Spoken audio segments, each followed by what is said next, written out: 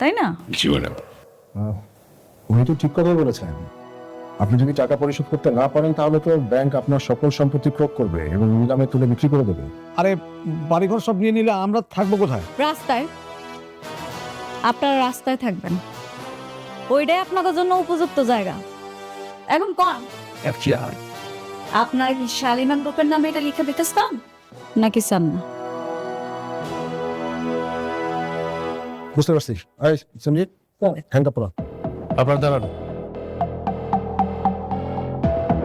আমি লিখে দিচ্ছি। বাহ,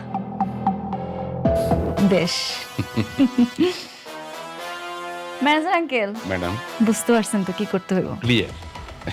এখন ওনার কাছে যাইবেন, যেখানে যেখানে সাইন লাগবে সব জায়গায় সাইন নেবেন।